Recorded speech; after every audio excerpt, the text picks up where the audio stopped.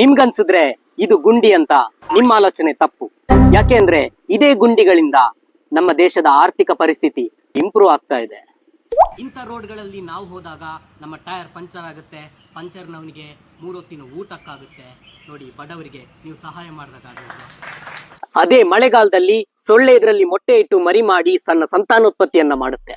ಹಾಗೆ ನಮ್ಮೆಲ್ರಿಗೂ ಕಚ್ಚಿ dengue, malaria ಈ ತರದ ವೆರೈಟಿ ಕಾಯಿಲೆಗಳನ್ನ ತರಿಸಿ ಮೆಡಿಕಲ್ಗೆ, ಹಾಸ್ಪಿಟ್ಲಿಗೆ ಎಲ್ಲದಕ್ಕೂ ಬಿಸ್ನೆಸ್ ಆಗುತ್ತೆ.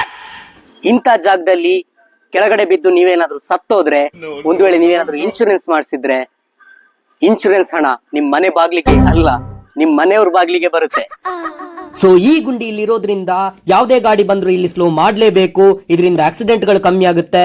ನಿಮಗೆ ಗೊತ್ತಿಲ್ಲ, ಇದು ಸರ್ಕಾರದ ಹೊಸ ಯೋಜನೆ. ಈ ತರದ ಗುಂಡಿಗಳು ಇನ್ನಷ್ಟು ಆಗ್ಬೇಕು.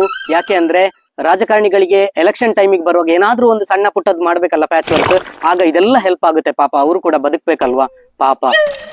ನಾನಿಷ್ಟು ಹೇಳಿದ ಮೇಲೂ ಕೂಡ ನಿಮಗಿದು ಗುಂಡಿ ತರನೇ ಕಂಡ್ರೆ ಬದಲಾಯಿಸಬೇಕಾದ್ದು ನಿಮ್ಮ ಆಲೋಚನೆನ. ಲಕ ಲಕ ಲಕ ಎಲ್ಲ ಏನ್ ಮಾಡ್ತಿದ್ದೀರಾ? ಬರ್ರ ಬರ್ರ ಬರ್ರ ಬರ್ರ ಬರ್ರ ಬರ್ರ